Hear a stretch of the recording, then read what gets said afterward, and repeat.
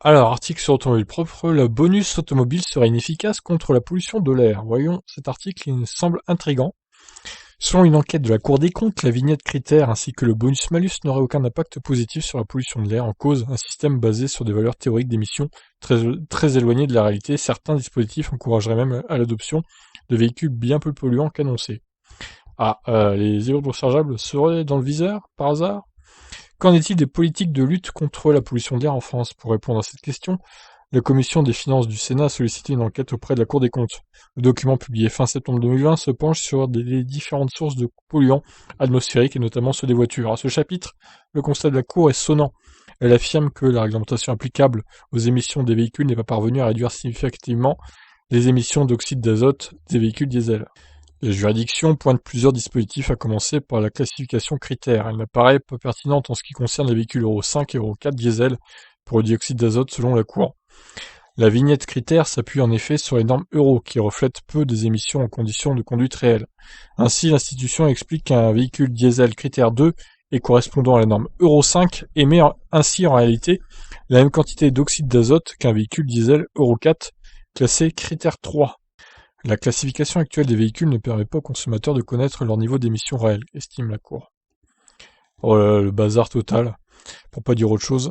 Par ailleurs, le dispositif de bonus-malus qui taxe les véhicules les plus polluants pour subventionner les moins émetteurs est trop figé sur les émissions de CO2 selon l'institution. Le malus automobile, seul outil s'appliquant à l'ensemble des véhicules neufs vendus en France, n'est pas calibré en fonction des émissions de polluants mais du CO2, qui est un gaz à effet de serre et non un polluant atmosphérique, accuse la Cour des comptes.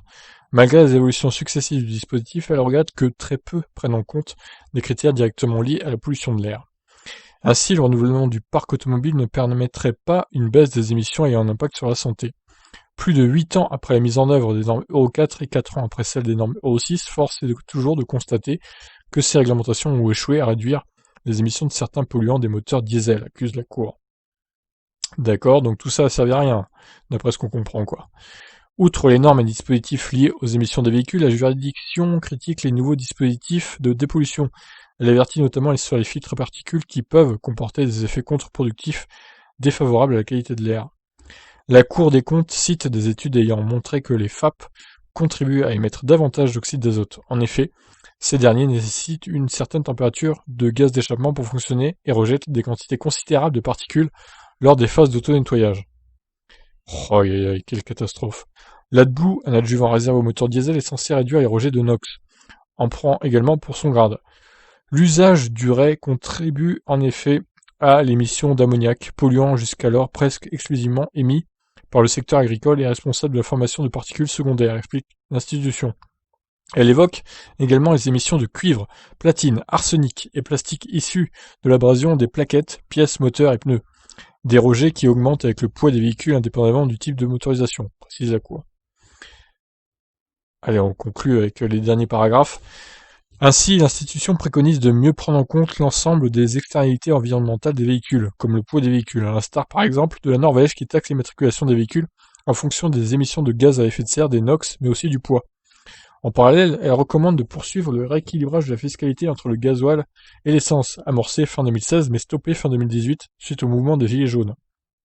La Cour conseille également de revoir la classification critère en se basant sur les émissions réelles de polluants atmosphériques et de CO2 des véhicules, des rejets qui doivent être affichés lors de la vente des véhicules selon le souhait de la juridiction. Enfin, la Cour des comptes veut accélérer la mise en œuvre des zones à faible émission. Souffrant du millefeuille de compétences des collectivités d'inertie politique, ces zones prennent trop de temps à voir le jour. Plus de 10 ans après les premières restrictions de circulation en France, seules 3 ZCR sont mises en œuvre à Paris, dans quelques communes du Grand Paris, ainsi qu'à Grenoble. On regrette l'institution. Eh ben, voilà, donc de grosses analyses ont été faites en tout cas, et on s'aperçoit qu'il y a beaucoup de changements qui ont été établis, mais au final qui servent pas à grand chose, notamment au niveau des moteurs diesel, etc. L'AdBlue aussi. Donc que conclure de tout ça? Bah, difficile à dire là, de savoir ce qu'il faut faire maintenant, à part peut-être la solution ultime, hein, virer toutes les voitures thermiques d'ici quelques années, les remplacer que par des électriques. Et on n'aura plus tous ces problèmes de FAP, d'AdBlue, etc. déjà. Donc bon, c'est plus facile à dire qu'à faire, vous me direz. Mais bon, il va falloir y aller hein, au bout d'un moment parce que sinon on va pas s'en sortir. Donc voilà, Je vous laisse réagir. Qu'en pensez-vous de cette étude qui a été menée par la Cour des comptes? Allez, ciao!